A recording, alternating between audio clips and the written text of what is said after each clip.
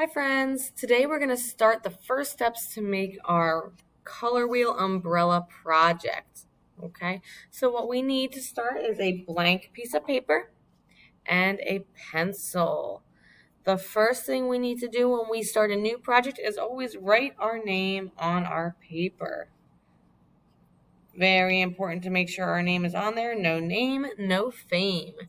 Then you can flip the paper over to the blank side. And I'm holding my paper long ways up and down. This is called portrait style. Okay. To start today, we are going to start by making a circle in the middle of our paper, really nice and big for our umbrella. If you want, you could trace something on there to make it a little bit easier. I have a tape roll here. You could use a paper plate, a bowl, whatever you want to use, but make sure you make it nice and big. Okay. So I'm going to put mine a little bit closer towards the top than the bottom and make a nice big circle. It is hard to make a perfect circle the first time around, so don't worry. If you want, you could trace with your finger a few times first and then put your pencil down. Okay, because we are making a color wheel, we learned all about the color wheel.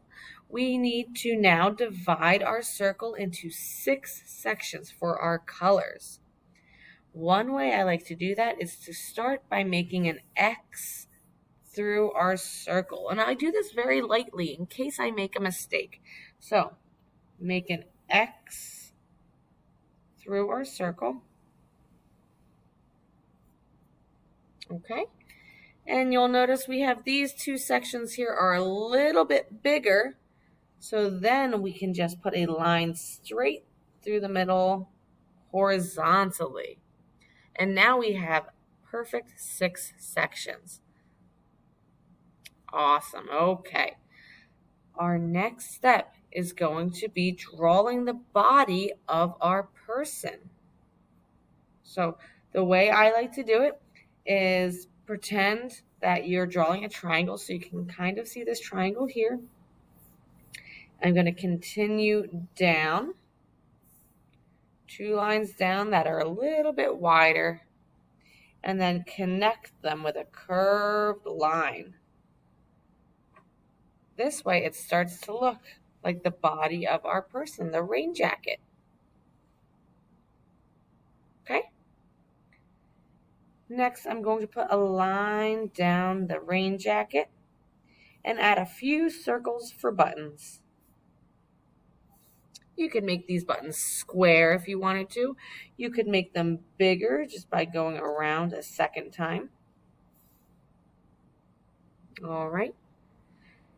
Next, I'm going to come in from the side and draw a horizontal line. This is for my pocket of my rain jacket. From my horizontal line, I'm then going to bring my line down just a little bit and then curve back out to the edge for my pocket. You guys are doing an awesome job. Okay, our next step is to draw the feet and the rain boots for splashing in puddles. To do this, towards the middle of my rain jacket here, I'm going to draw 2 parallel lines. Okay, make sure you space them out 1 or 2 fingers apart at least, because this is your leg. You don't want to draw them too close, otherwise you're going to have skinny little toothpick legs, so you want to make sure they're spaced out. Okay, I'm going to connect these 2 lines with a small curve.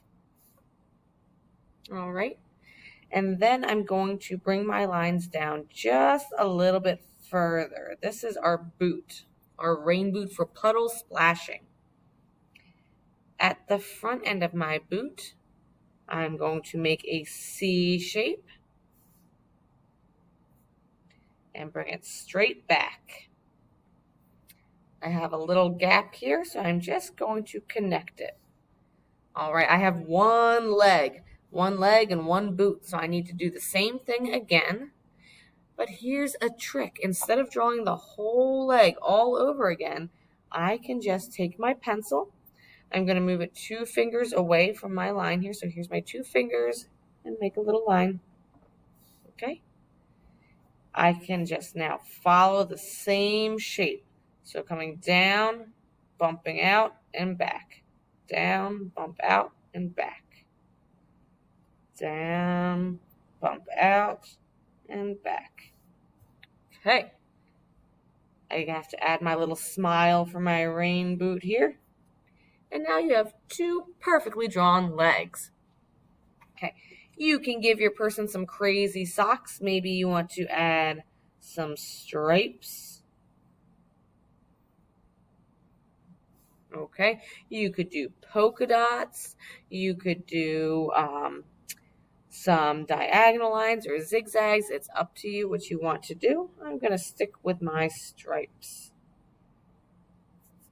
Okay. Beautiful. You have a whole person drawn. Excellent job. From here, we have to make our ground, so the background, because we need somewhere to jump in our puddles. So I'm going to take my pencil and I'll find the halfway point of my paper by starting my fingers at the top and bottom, slowly bring them together and find the halfway point.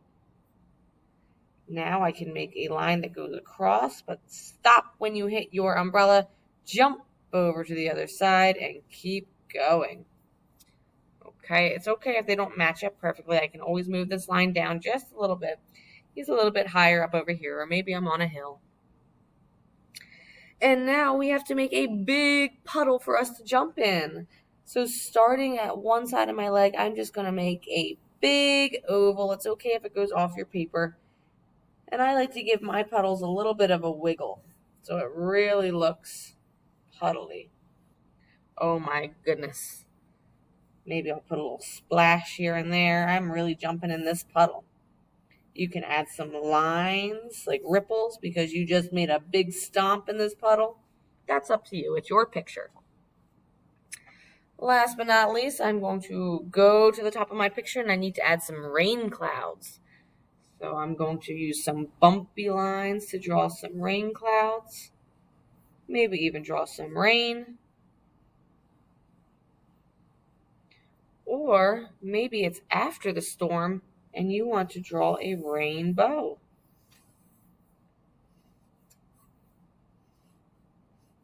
Okay. You could also do a lightning bolt with a zigzag line. So I do one zigzag line down, do the same thing again, and connect it with a point. And there you have it, a beautiful stormy day.